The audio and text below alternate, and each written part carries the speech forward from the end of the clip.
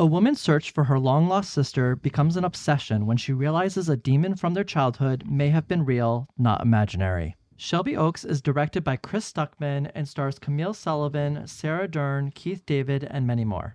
So Jeffrey, what did you think about Shelby Oaks? The story behind Shelby Oaks, I think, is kind of a cool one. So I always wrestle as a film critic with how much backstory should affect the film that is in front of you, because ultimately I do think a film should stand on its own, divorced from context. But I feel like it's such an interesting example of like independent filmmaking in the modern era of how this film came about that I think we would certainly have to talk about it. So Chris Stuckmann is a prominent film critic on YouTube, and he has had quite a following for a long time. And he's always, like, he said this since the beginning, he's always dreamed of being a feature filmmaker. And he was able to leverage that deep following into a true grassroots GoFundMe style independent film called Shelby Oaks. And taking the quality out of the equation, I think this is a really, really cool thing, especially in the modern era. Like when you think about, I know like Kane Parsons is another one. He has a Backrooms film coming out, I think next year.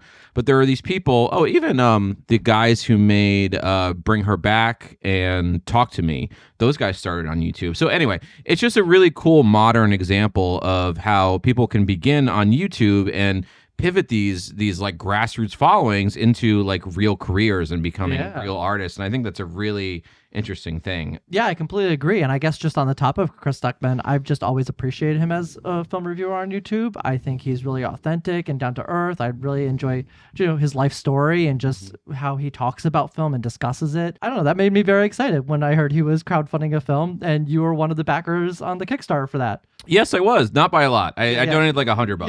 It wasn't anything crazy. I felt like when he was doing that, you couldn't not be a part of it, even if it was in a small way. Let's put it this way. Chris Stuckmann is a true aficionado of horror films. And although I wouldn't call myself an aficionado of horror films, I am certainly a lover of horror films from just about every genre and era. And I think his love of horror films and his influences certainly make their way into this film, for better or worse. So particularly, I'm thinking of Lake Mungo, I'm thinking of the Blair Witch Project, and I'm thinking of, in particular, the second half of Hereditary. Lake Mungo, in particular, I think he directly lifts from. This film uses home video footage to show you early on, and then it shows you the same footage later on that it then reframes and shows you things that you were actually missing in that footage, which is exactly like Lake Mungo's trick, which is a brilliant film. But anyway, I kind of understand why he lifts from that film, because Chris Stuckmann is like the reason that Lake Mungo has a reputation at all, because it was made for like video/VOD. I don't even think it was released in theaters, and he made a video about how great it was, and that was essentially what led that to becoming a horror classic. This is like over a decade ago, I think. I understand why he lifted those things, because he's such a part of the reappraisal of that film. But he's leaning so hard into his influences here that even in ways where he's effectively replicating a well-established trope, it's hard not to feel the cliches starting to abound. I can say that in particular, the first hour of the film is cliched, but really well made. He can expertly build a scare, for sure. I think the main issue here is really the story. He's lifting great filmmaking techniques from great filmmakers, and he's able to replicate that to such great effects most of the time. But he's also lifting a heck of a lot of horror stories tropes or horror film tropes in his story to be able to get there. With such familiar story beats, it's really hard to feel the suspense of the events. And I would say that the last 20 minutes in particular really goes off the rails. That being said, I do think he shows a lot of promise as a filmmaker. Like many of the things that I've seen him champion in genre films are on display here. So he's very far from a hypocrite. A lot of the things that I've seen him say in reviews, this works in horror films and this doesn't work in horror films, he's following all of those rules. I don't have any doubt that he made the movie that he wanted to make and that he feels really proud of it. And it's certainly an ode to horror cinema. But to me, even as effective as it was in points, it's also hard not to feel like you've seen this all before. That's very interesting that you end with that particular line, because as someone who doesn't watch a lot of horror movies... I know. I'm so interested in your point of view, because this movie is so riddled with all of the great tropes of the past 20 years of horror. Yeah, that's a very interesting point to make, because a lot of those tropes I'm not really familiar with, because I just don't watch a lot of horror movies. I've pretty much seen a couple of the Halloween movies. Whatever I force you to watch whatever for you this channel. Watch that like, we've reviewed on this channel. Yeah. Like The Substance or whatever. Yeah. So we have Camille Sullivan, who plays Mia in the film, and she is looking for her sister, who has been lost for years and years. It's been over a decade. And she disappeared on one of her paranormal investigations that she makes a YouTube show for. The cool thing about this setup, I think, is that we get a few different multimedia perspectives, which I think he handled really well, and it was probably my favorite aspect of the film, because we start out, as you said, with this found footage quality,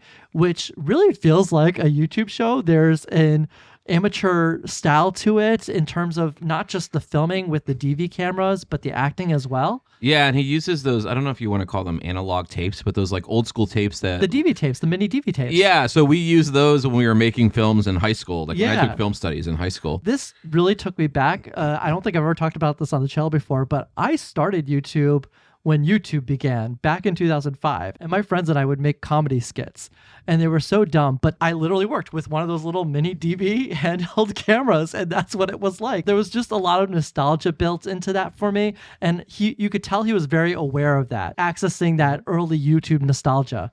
And so I really think he pulled that off well, but the way that the acting and the camera and this type of media all melded together really separates itself from the next scenes, in which we have this documentary that's playing that really feels like one of those true crime documentary shows that you would watch on Netflix.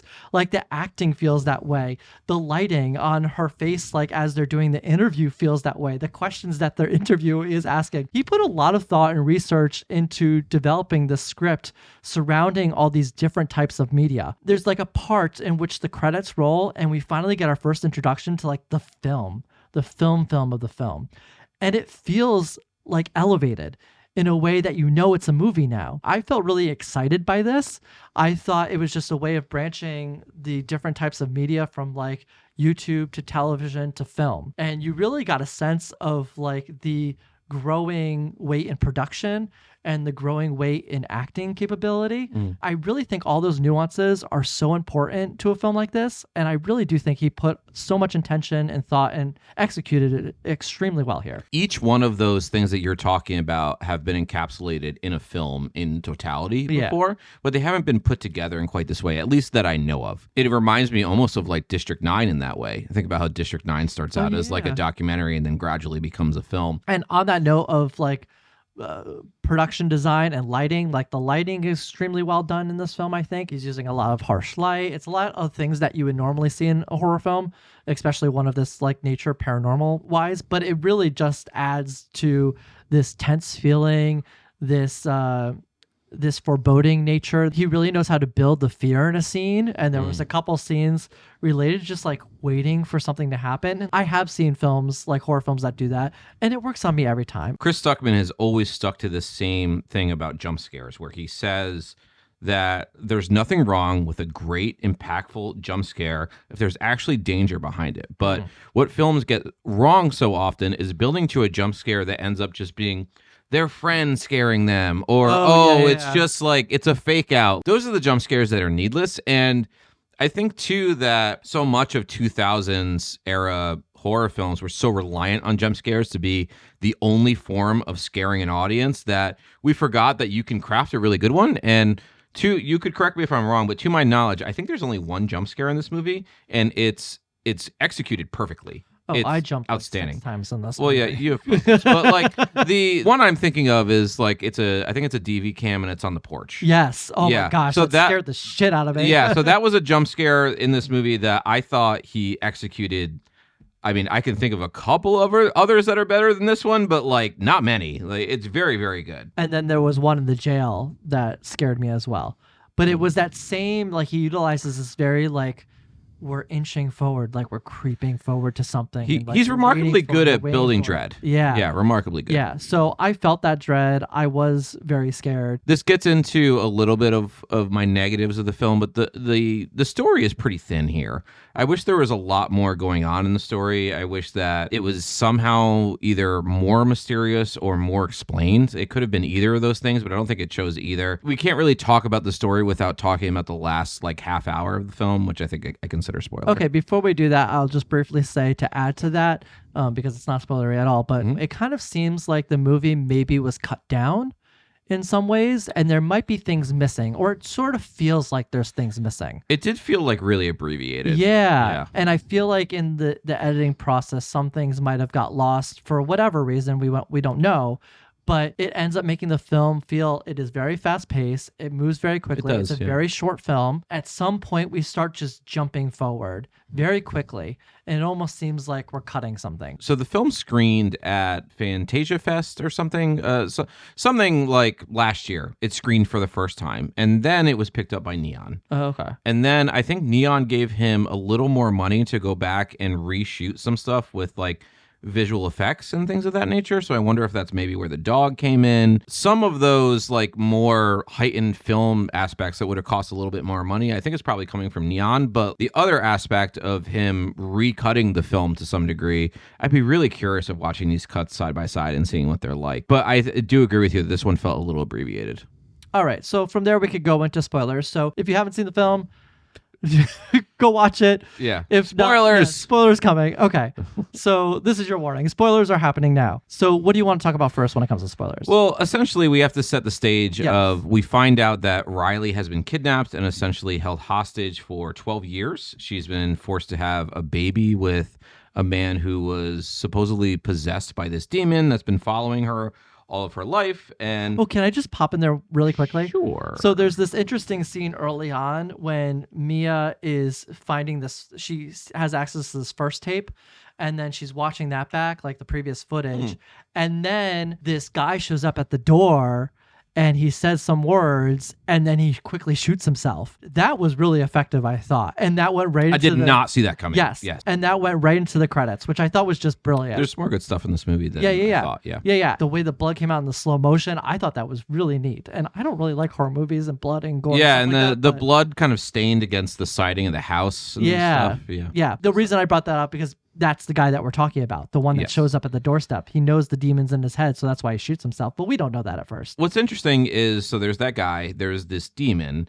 Very little is explained about this demon. That's okay in a sense, but like we can kind of figure out that this demon can possess people almost through the progression of the story. Like there's a Rosemary's Baby situation that's not totally explained. On one level, like I don't want him to over-explain the lore here, and it's always a push and pull of the creative process of like how much do you want to give an audience versus how much do you want to suggest to an audience.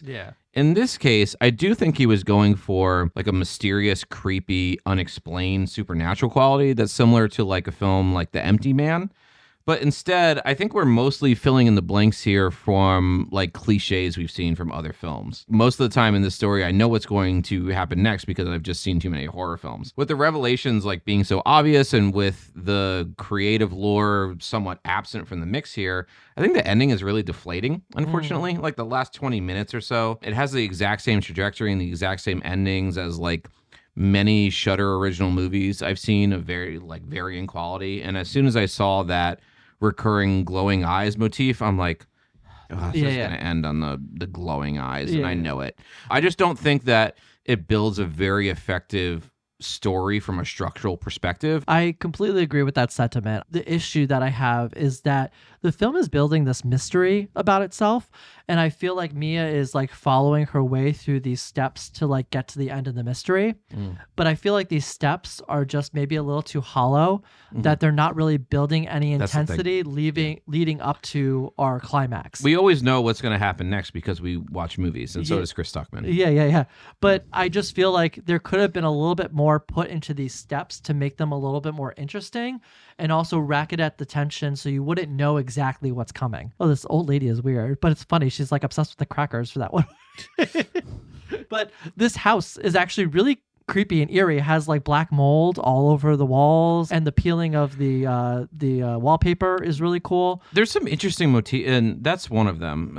There's another one too. I can't remember now, but there are things in this movie where it's clearly making connections like across scenes and across like various locations having to do with this demon that I'm curious of like what his thinking was behind that. Because I think there are ways that could have been heightened to like really interesting effect, and then I didn't feel it that deeply. I did feel that a little bit when it came to the cracking of the window. I thought that was actually pretty effective. So I liked that like towards the end, there's a moment where the crack happens again, and you're like, oh, it's not over. But I already knew it wasn't over. I know, but I think that's a good example of a really simple thing that's incredibly effective, right? But what's not so effective is like a bunch of hellhounds eating Riley. Oh, yes. It takes a moment of tension and deflates it so much. Like it seems so like hammy and video game quality that like it really took me out of the film. So much of what makes horror effective is those little details like that. Like the black mold or the little cracking of the window. There's a crack in our window upstairs. Like who knows if the demon is outside. Like that's the everyday life stuff that is great utilization in horror films. So like it's so much easier to divorce myself from the reality of this film once those hammy things start happening. Once hellhounds start eating people, once demons show up and make you have glowy eyes. I think that there's a way that this film could have been a lot more subtle and a lot more mysterious, and it would have been better off for that. Of course, it was cheesy to me, but it felt like a letdown in another way because I feel like we built this relationship of her searching for her sister for so long, only for her to finally get home and then 5 minutes later be thrown out of a window by the demon that took over the sister. Felt like a little bit of a disservice to the story that came before it. We also spend a heck of a lot of time with vessels of the demon and not the demon. Yeah. And I'm not saying we need like a demon backstory, but for this movie ostensibly being about a demon, we don't feel his power or like his abilities or his menace very deeply. Yeah. It's like a chicken came home to roost situation. Like the first hour of the film, there's enough mystery and enough threads that you're really interested. And then as it starts tying these things together, you realize how underdeveloped it is. So you're ready to go to grades? Yes. I'm going to give this a C+. I really like what Chris Stuckmann achieved here. I think that a lot of his filmmaking methods are really commendable. And there's nothing wrong with being able to replicate a thing that's really good. You can take a story that you've seen before, and if you replicate it in the right way, it can be really emotionally impactful. And I think that he gets like halfway there. I think if he just polished up his writing abilities a little bit, or maybe he collaborated with somebody and he had a story that was more engaging and more filled with like genuine horror, I think that his directing abilities are really, really good. And I think he can make something really interesting in the future. So I kind of see this as a first step. I think this movie will be fairly successful in theaters. Like the budget, I don't know what Neon bought it for, but the budget was like under $2 million. So if this is a fairly good success around Halloween time, I really hope Chris Stuckmann gets to make another film, because I think that behind the camera is pretty good. Yeah, I completely agree. I'm going to give the film a B-. The ending I thought was very cheesy and very underdeveloped and wasn't supported by the beginning of the film. I have so many issues with that. But what came before it, I was really excited by. I was really enjoying myself. Yeah. I don't like horror movies at all. But if it wasn't for the ending, I probably would have given this like a B+. If the ending had really pulled it all together. So I don't know. I saw a lot of really cool things with the use of all these different facets of media from different time periods and different styles with when it comes to film and when it comes to television and it comes to the old DB style quality and the found footage quality. Like, I think he really married a lot of those aspects together very well. I think there's a lot of promise here visually, and he definitely knows how to build a scare for me. As somebody who doesn't like horror films, I found a lot to appreciate in this. Getting that ending down is very important. That actually pulls me out of a lot of horror movies if I do see them. It's actually a chronic problem with horror movies. Yeah, it's so easy to fall into that cheesy, I think. So much of it is like the need to have an answer about something. Hereditary is amazing for like an hour and 45 minutes, and the last 15 is kind of like, oh. Yeah. You know, there's many, many horror films like that, and there's very few that get it right. Some do, but very, very few. Yeah, it's almost like they know how to build the story, but they don't know how to finish. Yeah, answers are never as interesting. It's the same problem that mysteries have, you know, is like finding out the killer. Is it ever really worth all the mystery that led up to it? Probably not. Yeah, that's very true. So that's it for a review of Shelby Oaks, which is going to be in theaters on October 24th. Definitely go see this movie, support independent film and Chris Stuckmann, and we will see you next time.